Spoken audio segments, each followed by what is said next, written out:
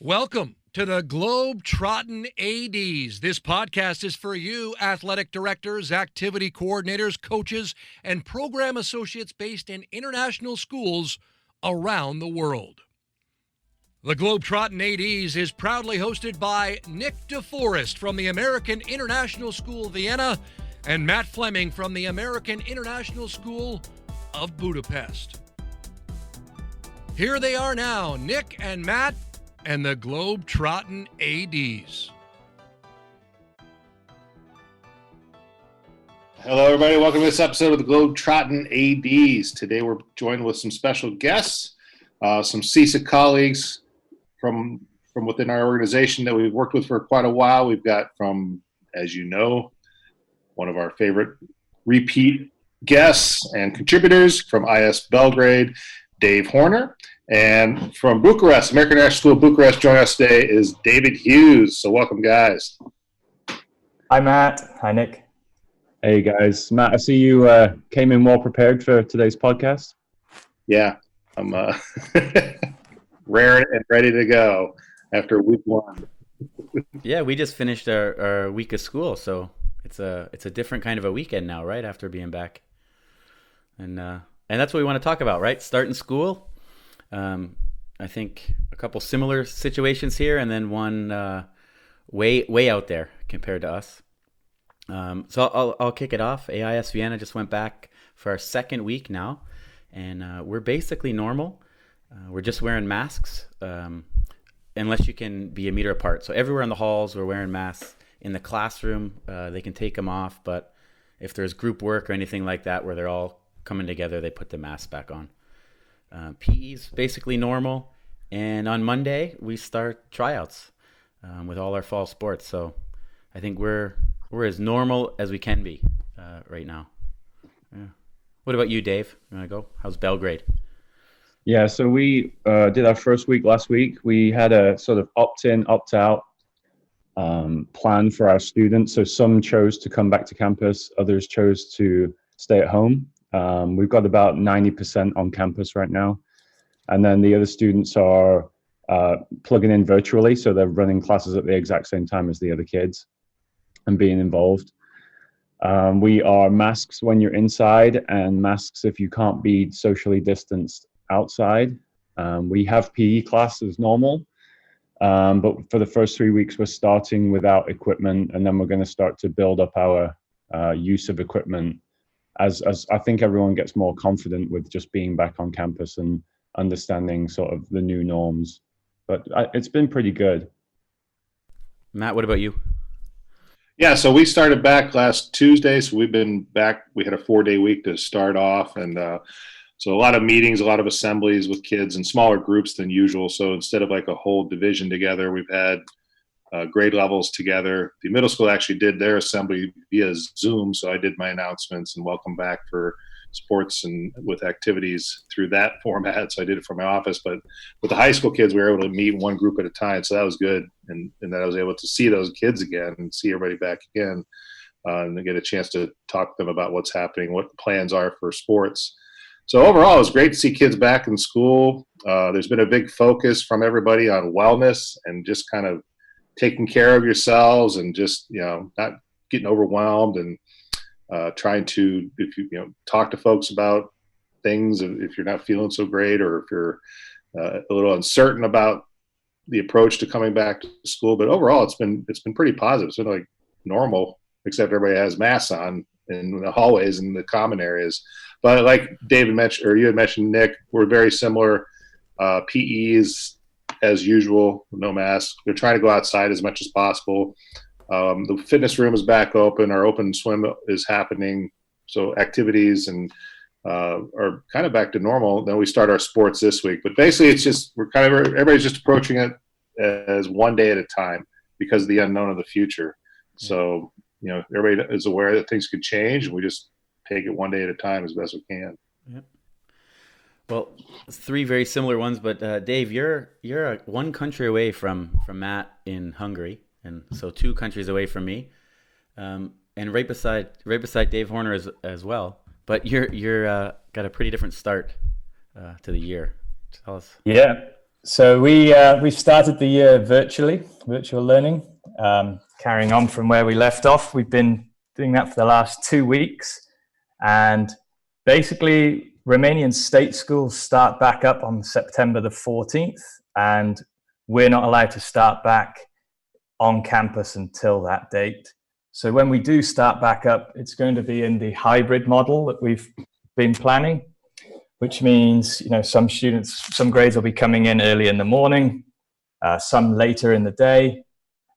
Wednesdays are going for secondary, still going to stay virtual learning. And we've actually built in on the Wednesdays extra DP time for the students, the older students, and 2 big chunks of time for co-curricular activities as well. So actually hoping that moving on in the future will stay like that on the Wednesdays when we get back to a normal, because it'd be pretty cool if we had co-curricular activities built into the day. In terms of PE, we're having to follow all the Romanian guidelines as well, and it's from the first draft document that I've seen, it's no equipment.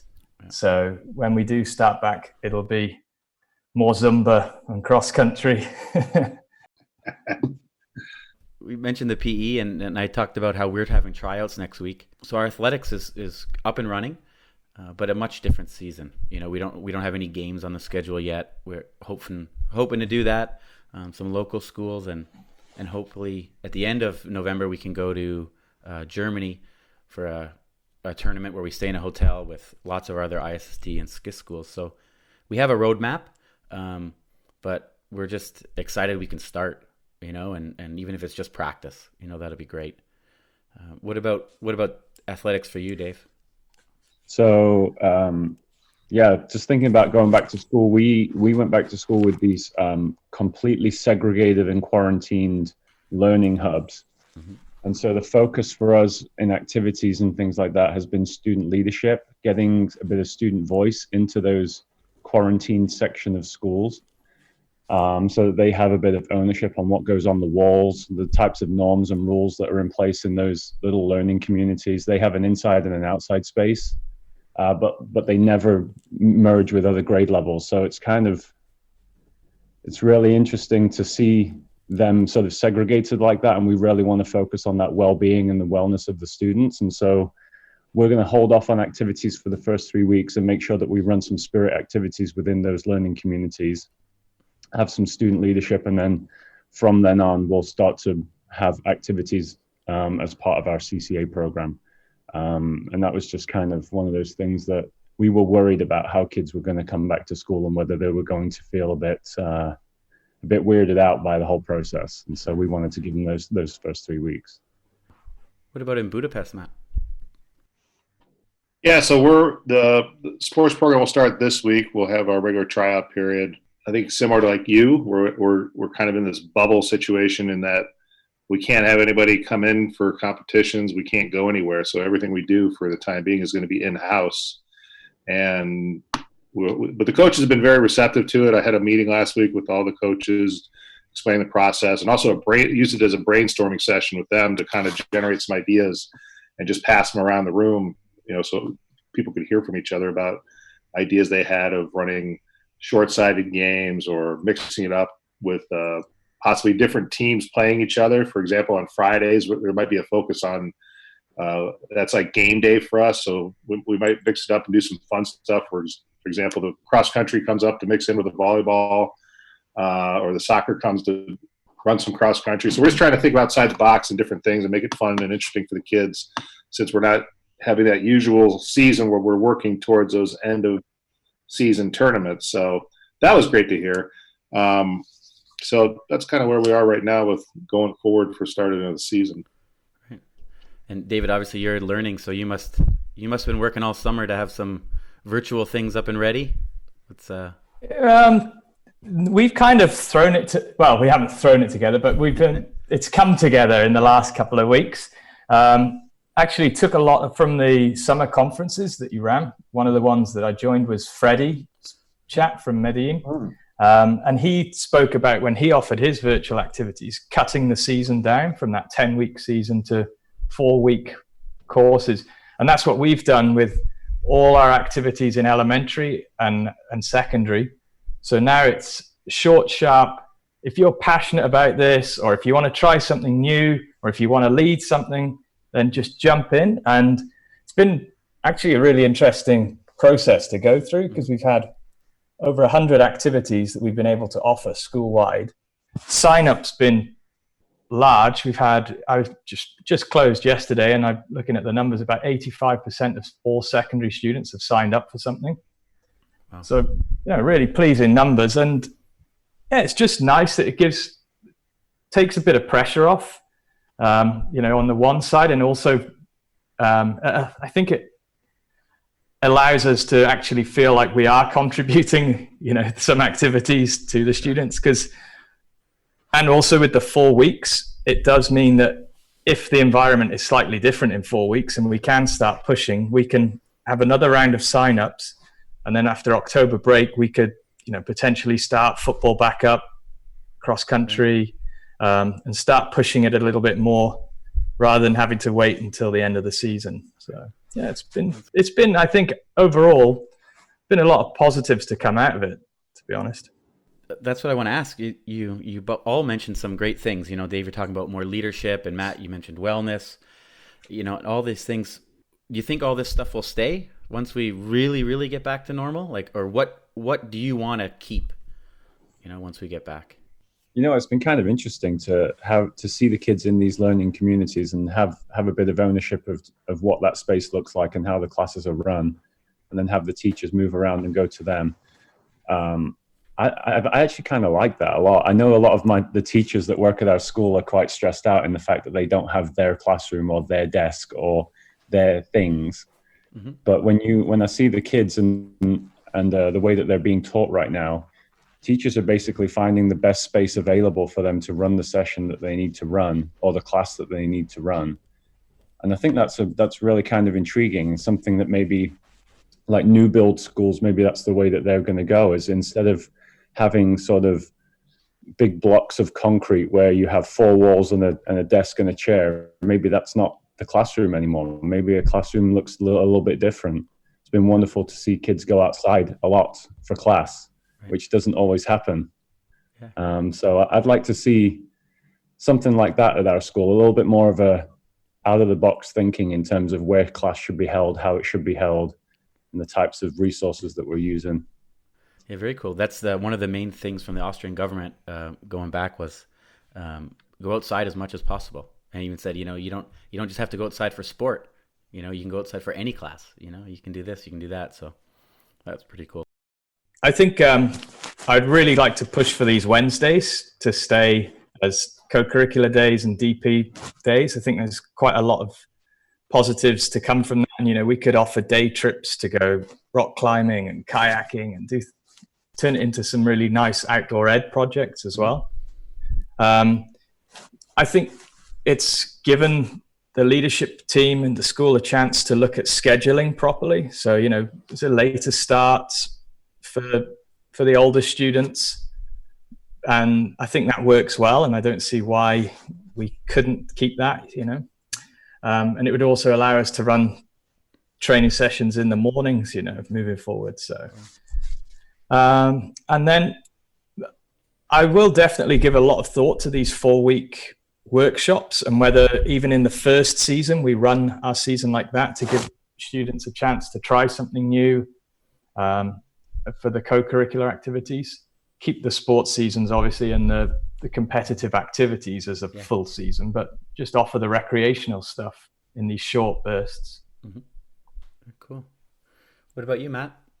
Well, I was just to say, David, with one thing we switched to with having curriculars or extracurriculars during the day, we actually switched our schedule a few years back where during advisory time in the morning, like right around at break time, we have a block set aside twice a week where kids can do their activities in the morning and or they can meet with advisors or meet with teachers, or they can go to their activities. So if they're doing, for example, Knowledge Bowl, they might have that Knowledge Bowl meeting in the meeting time. And that's been pretty positive. That's been pretty successful and well received. But for us, I would say, one thing I've noticed is, when we do our signups, for example, a big part of it is pushing the housing program and making sure that's mandatory. And so that's kind of been removed from the process, which is taking a little bit of pressure off. And that's been interesting, I would say, because it's one little less thing you got to worry about, right? But it's the sign-up process has been a little bit easier, I would say, for this time around. So I don't know what that's going to look like when we get back to normal, as far as our usual situations where we're traveling and there's housing involved when we go places and we host. So what's that going to be? Who knows? We'll see. But might make our sign-ups a little easier. So we'll see what that happens. Moving to the hotel side, maybe, huh, Matt? Yeah. On a small note, one thing that we decided to do this year, and just this week, we had a parent Zoom meeting, kind of question and answer, and we haven't had a parent meeting in quite a while. Lots of repeat customers, lots of great info on the website. But we thought, hey, we can Zoom it, and then all the new people can ask questions. And we had about 35 families on there, and it was great. So that'll continue because we could have had it at school. There's no restrictions for that. We could have came and been in the theater, but I think we had a couple parents that were traveling, and they can just join from wherever. So that was great for us. We want to talk a little bit about, like the right frame of mind to start the year and maybe how our mindsets are. And Dave, I have to say right off the bat, if our school started with distance learning right now, I don't know if I could have handled it. Like, it would have been really tough to not, to have it, then have the summer break, and then still be at home. What's it like for you, for your staff, for your kids? I think we haven't been back yet. Right. So since March, it's all been online. So everyone's kind of got into the groove of this. I think there is a huge degree of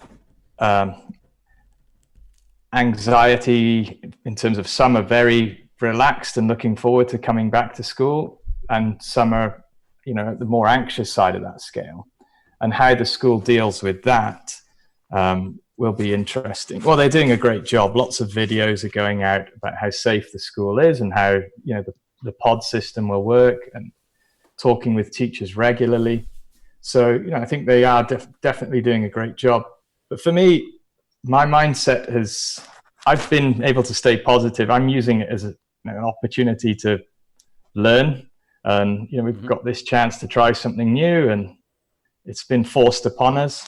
And when we do go back, we're going back into a different school, different curriculum, co-curricular activities program. And there's nothing that we could do about it. We can't control it. So there's no point stressing out about it. And I don't get too stressed about much anyway. So I think that helps. I guess that's a good thing for where we are. We're not making up any of us. We're not making up our own minds to go to school or not. They have the government saying you're going back or you're not going back, right? Exactly. So, I like that. I like that idea that David was just talking about there, in that this has been forced on us, and we can choose to either be positive or negative about it. Right. And either way, we still have to do our jobs. So if we're going to be negative about it, well, we're going to be negative, but we still have to do our job. So why not make it a positive? Why not make it something that you can go ahead and learn from? Right. I think for me, just with our families were, like you were saying, Nick, everyone was so excited to get back to school. I think our community would have struggled if we were still online. And then it's sort of tempering expectations, I think. A lot of our families want to go back, and they want it to just be how it always was. And that's just not possible right now. That, not just necessarily because of governmental restrictions and rules, but also because we want to let families know that we're doing the best to make sure this health and safety of our students is number one in our thought process. And so I think, just being realistic with what we can do, and then readdressing that weekly, bi-weekly, right, and saying, okay, we feel good about this. Here's where we are on our risk matrix, and we're going to go ahead and repeal some of these decisions that have been made and allow you to do this and allow you to do that. And, perhaps by the end of the first semester, we'll be able to get back to some sort of normalcy. But for right now, it's all about well-being. It's all about coming back well, keeping kids happy, keeping families happy, and setting realistic targets and goals. Yeah, I would agree with that too. Like we're in a very similar situation with expectations and taking it day, like I said earlier, just taking it day by day. And a lot of people are saying, I give it at the beginning of the first week of school, like, I give this 2 weeks. I'll give it to, so there's little polls going on around. There might even be like a little raffle going on, a pool, seeing who gets closest to the date. I don't know. I'm not involved in any of those at school, but that's what I've heard. But a little money involved maybe. But I think also a big part of it, which has helped, is like the leadership team has been very proactive in promoting all these things we're talking about and getting the message out there about constant communication with the situation and monitoring and acting appropriately. So everybody's communication has been fantastic, and that's a huge key to success as well with approaching this situation and dealing with it, because it is something we're going to have to work with, I think, at some point. But as long as everybody's prepared and ready to go and in the know. And have you had any parents come in and want everything to start? Like, Matt, you guys are not playing sports, right? It said the whole fall you're not playing anybody else. Has that sat well with all the parents, or just some sporty parents saying, what are we doing? Why aren't we playing?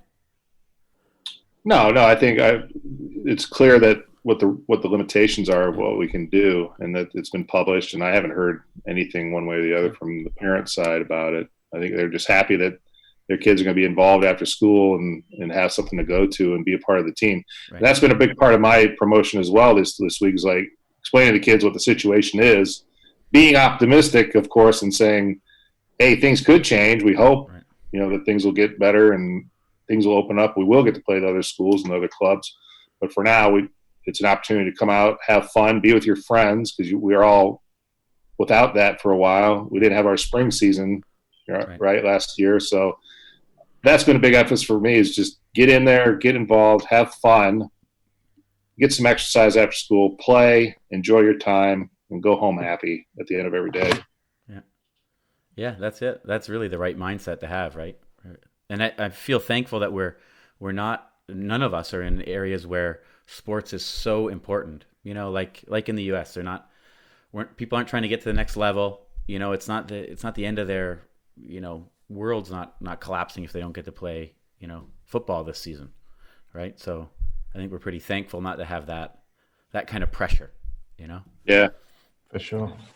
All right, well, let's take a quick ad break, and we'll come back and talk about some books.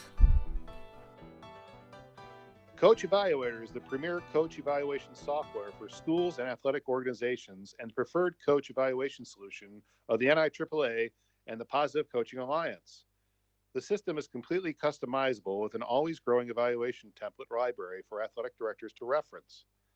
There are not only evaluations for ADs to use, but also self-evaluations and parent-player evaluations of coaches. Learn more about digitizing and simplifying your coach evaluation process by visiting www.coachevaluator.com. Mention Globetrottin ADs to receive a $200 discount on the yearly rate. Kukri are a global multi-sport clothing brand specializing in providing the world's most prestigious schools with bespoke made and designed team uniforms for students of all standards and abilities. If you are frustrated by inconsistent colors, branding, costs, and sizing across your school's uniforms, then it's time to discuss an offering where every sport is available, from softball to soccer, for male and female athletes at rates to suit your budget. To find out how Kukri could elevate the apparel of your student athletes to a professional level, email the team at contact@kukrisports.com. A dedicated sales manager will offer you a quote today. Mention this ad and receive a special offer on your coach or PE staff order. Okay, we're back, and we're going to talk about some books. And first, I just want to thank Cindy Adair. She's in Bangkok, she wrote to us and said, "Hey, let's get a book club going. I need a reason to read some more books." Absolute great idea. So we're gonna have a book club. If anyone wants to join, just let me know. And we thought if we're gonna have a book club, we need to put a good list of books together that we can pick from, and maybe have it as a resource. So we started that this week. A little Globetrottin AD chat went out, and I prompted a lot of people to give me some replies, and I think we have a good list going. But we want to talk about our 4 favorite books first before we get into the list. So, David Horner, why don't you kick us off? What do you like to read? Well, there's quite a few sort of self-help and motivational books that I've read over the last 10 years, but probably one of my favorite ones is Drive by Daniel Pink. I like the idea that intrinsic motivation is a lot stronger than this idea of being motivated by external factors such as money or punishment or rewards. So this idea that you think about why you want to do something, and having that intrinsic motivation is a lot stronger than anything that you could ever receive for doing something. So I really like that. That's a really good book. Cool. Thanks. I haven't read it. I'll have to check it out. I'll add it to our list. What about you, Mr. Hughes?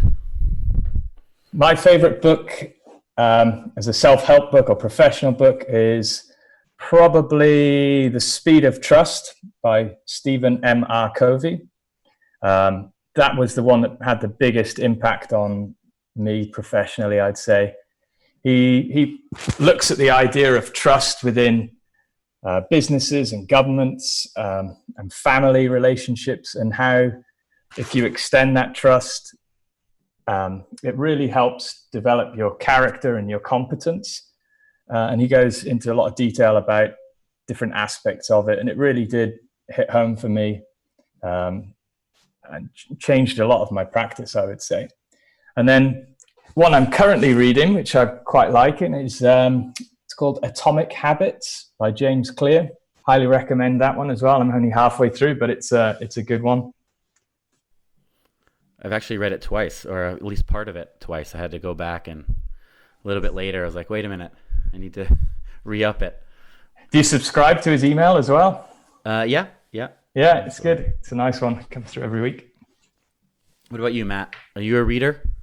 Yeah, I mean, I have a great reference book I like to go to. I keep it in my office and the bookshelf behind my desk. It's called Leadership 101. Okay. By John Maxwell. He's written a bunch of books on leadership and working with people, and it's not a huge book, which is great for me, but it's got probably about 120 pages or so. But it's just got all these great little snippets about identifying the good in people that you're working with, and setting a vision for yourself and for others and for your program, and how to monitor the folks you're working with and the program you're working with. And then one of my biggest takeaways from this book is called the 80-20 principle, which is probably what everybody's heard of, but it really goes into depth about how to identify that in the people in your organization, either in a positive or a negative, and how to deal with those effectively in either direction. So it's just a great little reference book, and you can just grab it and thumb through it and get an idea from it that you might be able to use for that week, for a day, for a situation. So I love having that book on hand for sure. Cool. Yeah, mine very similar. Simon Sinek's Start With Why, I think, is a book that I take the most out of, or I really changed the way I was doing some stuff at school. And a lot of the things you just mentioned, Matt, and you guys they're all in there, and finding your reason why. But there was one part of it, and not a big part, but he talks about early adapters. When you want to change something, you got to look out find those people that'll believe in what you believe in. Get them on board, and then try to get it out there. So I try to do that when I want to introduce something new to the coaches. I think it's a great idea, but I hit up a couple people that I know will either get on board or tell me what they really feel like, and then I kind of present it to the rest. So that's only a little part of the book, but it's something that always stuck with me. So yeah, a lot of great books out there, right? And I think y'all mentioned a book that either you keep using or it sticks with you, right? These one things, because I read lots of books and you think, yeah, that's a great book. Yep, I would recommend that. but then maybe you forget a little bit about it, or, it doesn't really stick with you. Nick, do you have a favorite one that you read for pleasure? Not a professional. Just one. Yeah, it's funny that one of the Rod Mahood, who's a friend and announcer, he does our intro. He wrote me and said a book that would answer that. It's called The Game by Ken Dryden, a Montreal Canadian goalie, and that's really enjoyable. That's not really a professional book, but nice. Yeah, I think most of the stories I'm reading now, or kind of professional books I enjoy, are written like stories. Like Nathan Whitaker's Soul of a Team, a fable, I guess, right? John Gordon's books. There's some good ones there. And we actually read as an office. We have 5 people in our office, and last year we read The Energy Bus, and it had our own little book club about it. And this year we read the No Complaining Rule, which kind of goes hand in hand with The Energy Bus. And you don't have to agree with everything in those books, but there's little parts in there that are really good to take with. Yeah, so some great answers. I'll just read a couple out, and all these books will be on our book list. I'll get it up on our website for people to take a look at and add to. Some people from all around the world, obviously, writing in, and some good ones. Winning by Jack Welch. Old School Grit, Darren Donnelly. Spark was written, John Ratty. I don't know if have you guys read Spark? You're all kind of PE teachers. Yep. Yeah. Matt, you need to get into that. Dave, that's a very good one, especially at least the first chapter. At least the first chapter. I'm more of a podcast guy. Yeah. Do you know any good ones? I haven't found a good one yet. Mike Elson said Inside Out Coaching by Joe Ehrman. Definitely is an important resource. I know, Matt, you've read that. Yeah. Dave, you read that one as well? David? Yeah. No, not that one. Definitely shocking, right? And some of the parts are quite surprising in it, but Joe Ehrman, Inside Out Coaching, really good. John Wooden came up from a few people. Obviously some great quotes and things. And what am I missing here? Range by David Epstein. Chris Mott said that was his favorite book. We don't want to have an episode go by where we don't mention Chris. So we're good. A good friend of mine, Devin Teeple, he said Basketball Junkie by Chris Herron.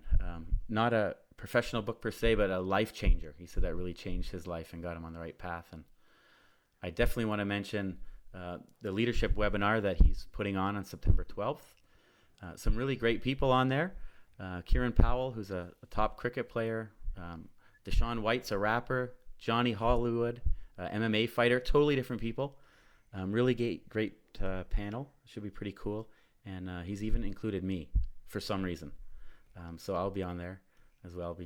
I think it'll be pretty cool. But yeah, thanks to Cindy for the idea, getting it started.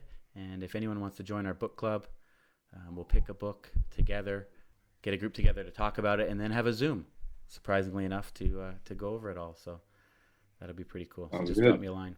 Yeah. Right. So thanks, guys, for joining us today. Some good information to share and what's going on out there with rebooting schools, the approaches.